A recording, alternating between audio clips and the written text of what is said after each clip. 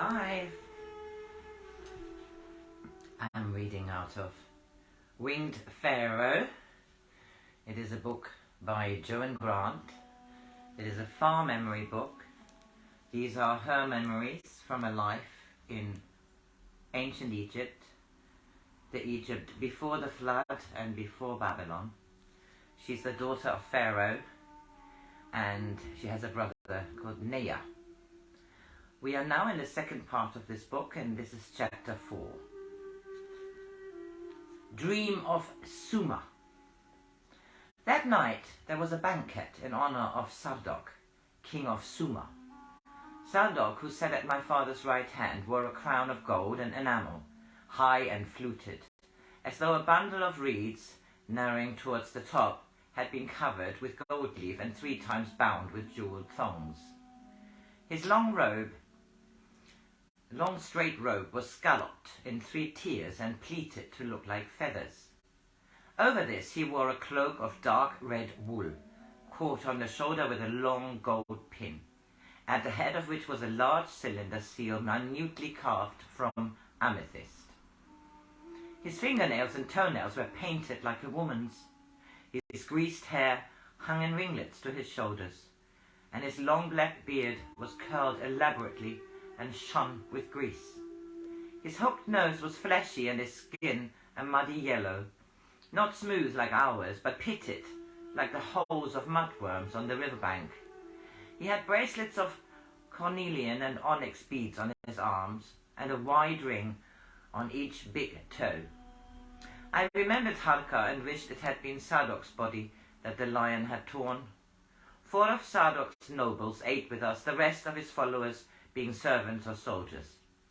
Their faces were not clear-cut like ours, not as though cleanly carved in stone, but as if they were wax images that had begun to melt in the sun. I wasn't old enough to stay until the end of the banquet, and when I left, Nea came with me, because he wanted me to tell him about Harka. When I was in bed, he came into my room and listened while I told him every detail of what had happened. My thoughts kept straying back to Zadok, and I said, I know Zadok is evil. Yes, and I know he's cruel. I saw him lash his horse after he had made it fall. It wasn't the horse's fault. If he's the king of Zuma, it must be a dreadful country to live in. I had found that answers to things sometimes came to me in a dream, so that, when I awoke, that which had been obscure before I slept was clear to me. Nea and I had often talked of this, and we had found it very useful. Once Nea lost one of Father's seals, which he had borrowed and forgotten to return, and although we searched and searched, we could not find it. But that night I dreamt that it had fallen under the straw of a wild cat's cage, and I woke Nea and told him. And very early, when it was just dawn, we went and looked, and there, buried in the straw, we found the seal. No one had heard us, or even discovered how in the night Nea had got those scratches on his hands. Nea put back the seal, and no one knew that he had borrowed it for us to play a game in which he was Pharaoh and I was a captive king. But as a fish when sleeping in a pool shows every scale and detail of its fin, and when it started flicks its tail and disappears, so does a dream, which is clear in every detail when you wake and often vanish, unless some record of it is quickly made. So, when there was something special what we wanted to know, Nea would bring his mattress into my room and slept on the floor, so that on waking I could tell him all that I had dreamt. And then we both remembered all the details of it. We had tried sleeping in the same bed, but it was too narrow and we both fell out.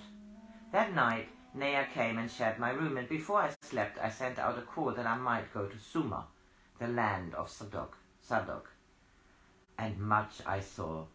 And when I returned to my body, I told Nea. At first it was as though I travelled like a bird, and spread out beneath me I saw a country where the horizon in every direction was of green corn, rippling under the wind like the waters of the lake. Across this huge expanse of green ran straight rivers, straight as knife cuts. There were so many of them. They seemed an ordered pattern. I think they must have been canals such as we have, but each was 20 times as wide and much, much longer. On these canals were many villages built of a different sort of brick from ours, and smaller, and most squalid. There were flies everywhere, and the people seemed afraid and did not sing. I went to the temple of a great city. Although there were large buildings there, I saw no stone. The temple was surrounded by a high oval wall, and at the main gateway there was a table with crude clay figures on it, which were sold to people who came to the temple with some special petition to their god. Some gave a tall basket of corn, and some 2 kids, and others 5 strange birds which cannot fly, but stretch out their necks and scuttle. They have yellow legs and shabby feathers, and little beady eyes. In the temple I saw no one who could teach. Those who should have been priests seemed but the attendants of a statue of a god called Marduk, shaped like a man, and yet with fanged teeth over his lips and claws instead of hands and feet. In front of him, the one who wanted to pray must break the figurine that he had bought at the gate. All they seemed to do was to cringe before the statue. I don't know why they were there. They could not have left the temple wiser or stronger than when they came. They must have felt more debased. I saw no women there. It may be that the women are too wise to wish to go, or that their men think they are unworthy. Then I saw a ceremonial rite, which was held at the sowing of the crops. It was in the courtyard of the king's palace. An enormous white bull was brought in. It looked as though it were eager for a cow. No, Nea, I can't tell you about that. Nea said, don't be silly, go on. While 8 men held the bull by its leg, a man in a long red robe took a knife from a gold sheath and cut off the thing that the bull waters through, and the bag that hangs behind, and gave them to the king, who held them high above his head while the blood ran down his arms. Then he carried these things around the court. When there were many earthen jars of seeds, and each he dropped something of the bull. There must have been at least 200 jars, and when he had when he had been around all of them, he dropped the rest into a green stone bowl, which afterwards was to be taken to the chief temple and set before the god. After this, the people were allowed into the courtyard, and those of them who wished to have children surged forward to dabble their fingers in the dead bull and taste its blood. Then I went a little further back in time and saw the burial of their last king, for I thought that if they had any goodness, these people would show it them. Then they have tombs of mud brick, and I don't think they embalm the bodies of their dead. Oh, Nea, this is a terrible country. Everything I see is horrible to tell you about. In my spirit I went into the royal tomb, which in our country would have been sealed in splendor. But here it was grey with horror and fear, such sickly greyness that it must entrap the soul of those who are buried there, like insects in the web. And here laid out in ordered rows were the bodies of young girls and the bodies of young men. I was told that they had been held down while a long pin was driven behind their eyes and into their brains, leaving them unscarred as though they still lived. And their priests allow these things, and of their power they can force these earthly slaves to tend their evil king, where he lives bound to earth. The rulers of these people must be destroyed. Oh, Nea, I wish that Sadok were not our guest, so that tonight you could stab him while he slept. And so make myself lower than a Zuma? No warrior of Kham would kill a man who was defenseless. I wish I could challenge him to single combat, chariot and spears, or even arrows at 20 paces. No, Nea. It would be wiser to stab him while he slept, because he's too big for you to fight yet. Why should you give an evil one a chance to fight? If you see a poisonous snake, you crush it. You don't put your hand under its fangs so that it may have an equal chance of hurting you. Sikita, you have been brought up almost as a prince. You think that you can go into battle with me and be the companion of warriors. Have you learned so little that you would attack an enemy by bribing a servant to poison his wine because you have not the courage to challenge him to battle? All right.